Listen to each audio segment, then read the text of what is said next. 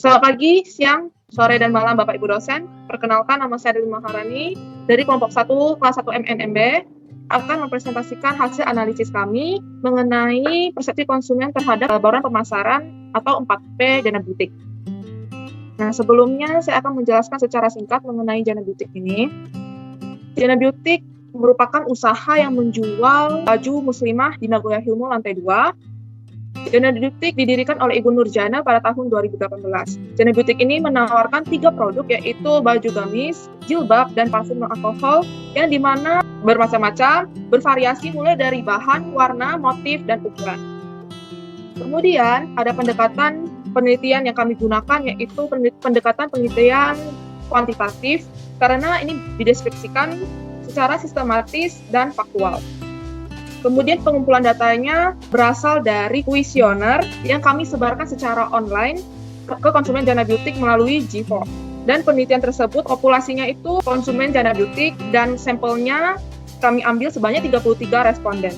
Kemudian metode samplingnya itu kami gunakan merupakan metode simple random sampling. Terdapat variabel-variabel pertanyaan yaitu produk, price, place, dan promotion.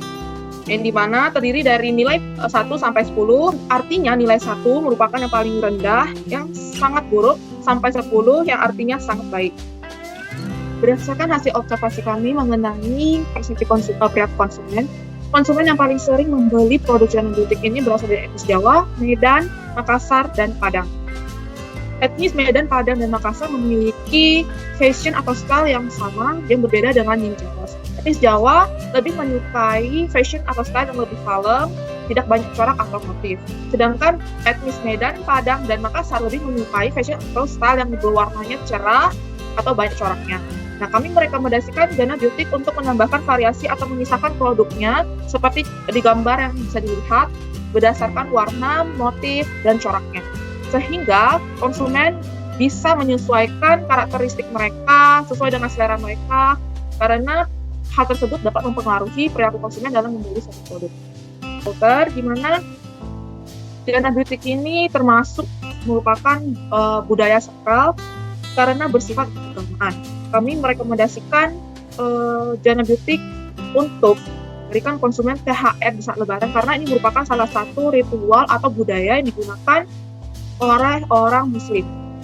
Harapan kami, Jana Butik bisa menarik konsumen untuk membelanjakan produknya dan membangun hubungan kepada konsumen.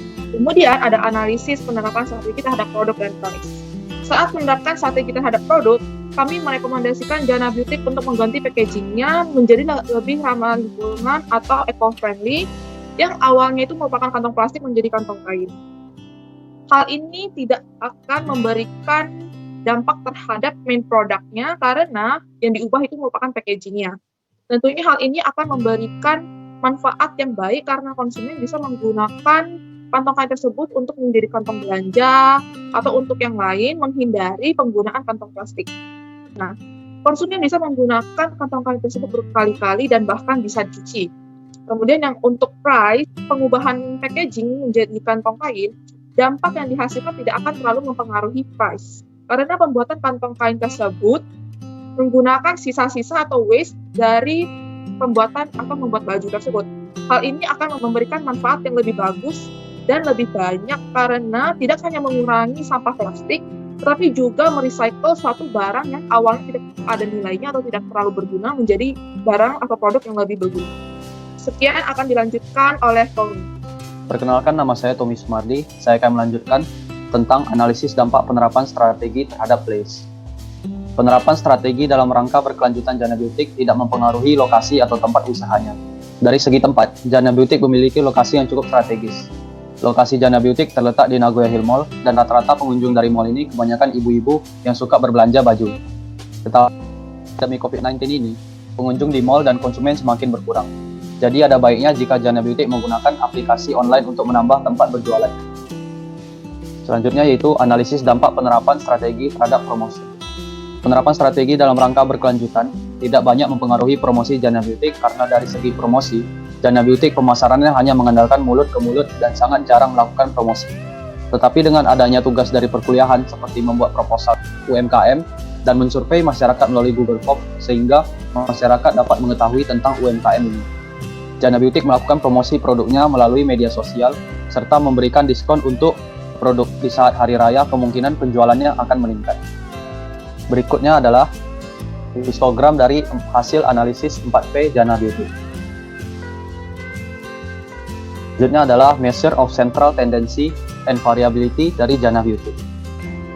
Berdasarkan hasil survei 4P di atas, kami telah melakukan survei kepada 33 responden diantaranya yaitu pelajar atau mahasiswa, PNS, wira swasta, dan lain-lain dari berbagai usia dan status. Hasil surveinya adalah sebagai berikut. Yang pertama yaitu produk. Produk dari Jana Beauty mendapatkan angka yang paling besar di antara yang lainnya. Jadi berdasarkan survei ini, dapat kita ketahui bahwa produk yang ditawarkan oleh Jana Beauty sangat bagus dan diminati oleh konsumen. Yang kedua yaitu price. Harga dari Jana Beauty mendapatkan hasil yang tidak jauh berbeda dari produk. Jadi berdasarkan survei ini, dapat disimpulkan bahwa harga yang ditawarkan oleh Jana Beauty cukup terjangkau sehingga konsumen tertarik untuk berbelanja di Jana Beauty. Yang ketiga, place. Lokasi dari Jana Beauty menempati urutan ketiga.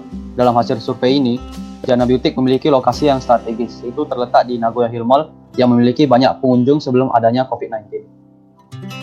Selanjutnya, promotion.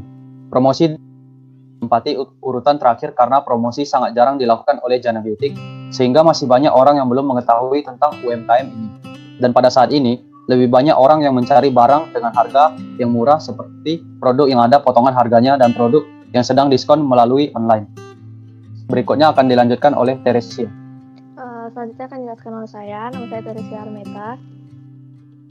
Yang pertama itu metode memasuki bisnis internasional. Menggunakan metode joint venture karena produk Jana Beauty diimpor dari Malaysia. Jika Jana Beauty membuat usaha patungan dengan perusahaan yang ada di Malaysia, maka Jana Beauty bisa memasuki bisnis internasional. Yang kedua, bentuk kepemilikan bisnis. Bentuk pemilikan usaha Jana Beauty merupakan usaha perseorangan. UMKM Jana Beauty dimiliki dan dioperasikan oleh satu orang saja, yaitu Ibu Nur Jana. Di UMKM Jana Beauty, Ibu Nur Jana sebagai pemilik bertanggung jawab atas keseluruhan harta kekayaan usaha dan memiliki hak penuh atas keuntungan yang diperoleh dari yang tidak perlu membagi keuntungan atau modal kepada orang lain. Yang ketiga, strategi pemasaran melalui sosial media. Sosial media yang bisa dilakukan yaitu TikTok, Instagram, dan Facebook. Karena ketiga aplikasi tersebut paling populer saat ini. Postingan di sosial media harus menarik, di mana dibuat tidak terlalu over atau minim, sehingga konsumen tidak merasa kurang menarik atau berlebihan.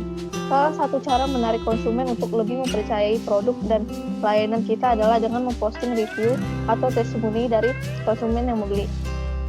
Untuk meningkatkan penjualan dan peluasan produk, mengendorse atau selebgram atau influencer yang cocok untuk membantu mengiklankan produk kita.